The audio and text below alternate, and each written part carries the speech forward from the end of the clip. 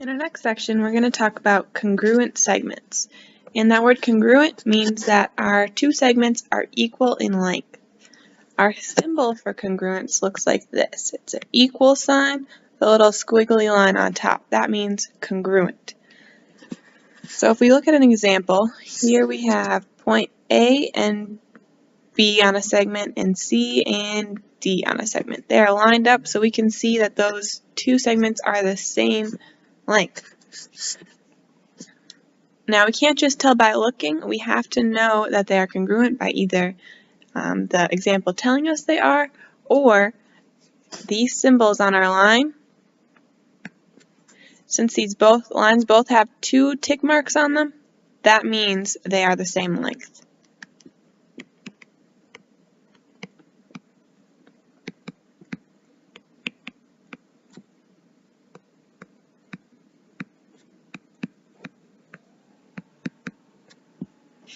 Okay, so we can say that segment AB is congruent to segment CD, and the way we write that with our symbols would be to write AB is congruent to CD.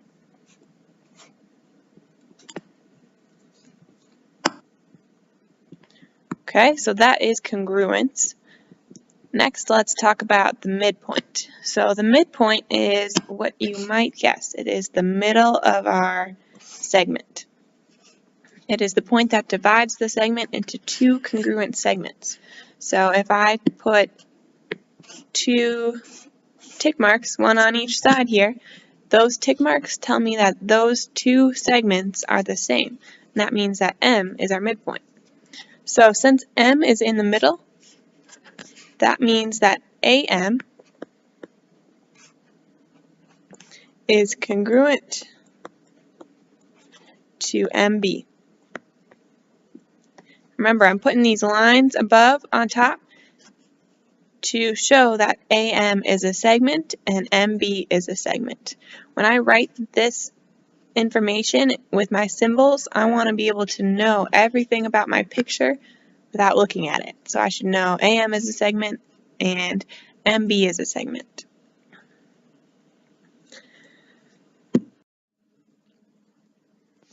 Here we have an important note about midpoints. So a segment is our only type of line that can have a midpoint.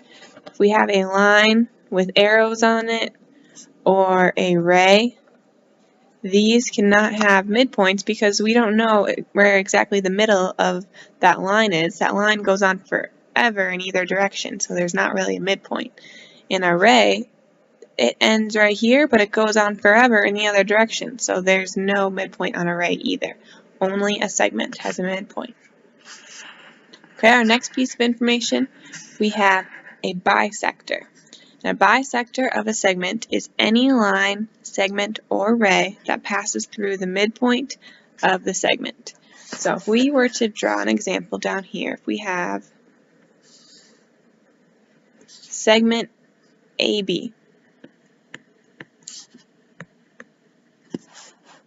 and we draw a line, segment, or ray that passes through the middle. So I'm going to start with a segment.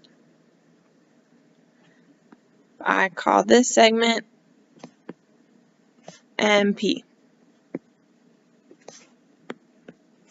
So this segment passes through the middle or the midpoint of my segment. That means this and this are the same.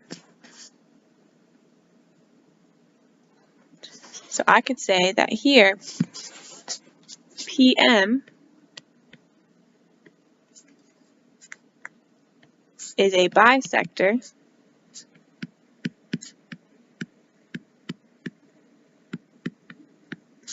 of AB because PM is cutting it in half. That's what bisector means.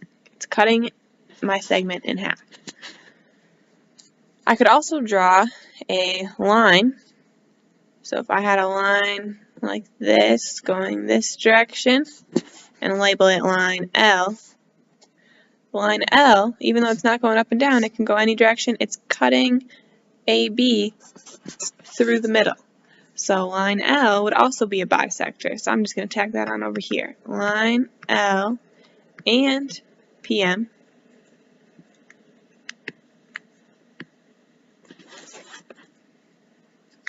are bisectors of AB.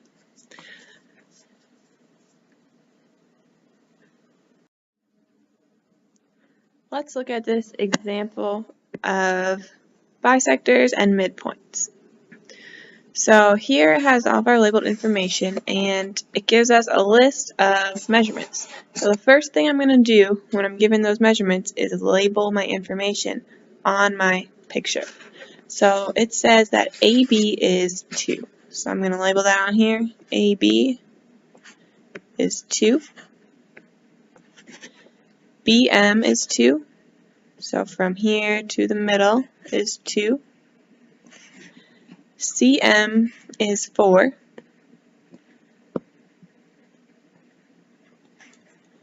DM is 3. And MG is 4.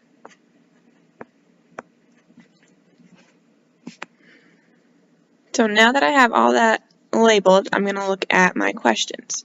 So my first one says, true or false? M is the midpoint of AC. So for M to be the middle, that means that MC and AM need to be the same length. So MC is 4. If we look at MA, we have MB is 2, and we add on AB, which is 2. 2 plus 2 gives me 4. So this whole thing right here is 4. That means they're the same. So M is the middle. That is true. Second one, DG is a bisector of AC. So bisector, remember, that means that DG has to be cutting AC in half. We already know that AM and MC are the same. So that line right there, DG, is going through the middle. It is cutting it in half. So that is true. M is the midpoint of DG.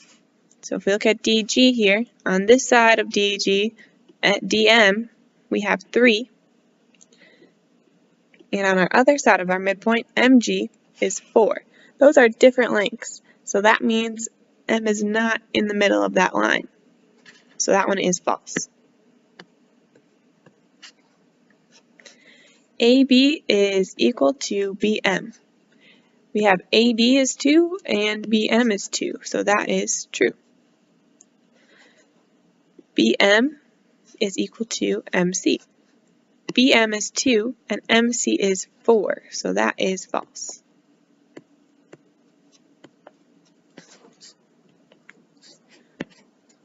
Okay, our last one, AC is a bisector of DG. AC is a bisector of DG. So is AC cutting DG in half? Well, we know that DM is 3 and MG is 4. That M point that AC is going through is not the middle. So this one is going to be false because AC is not cutting DG in half.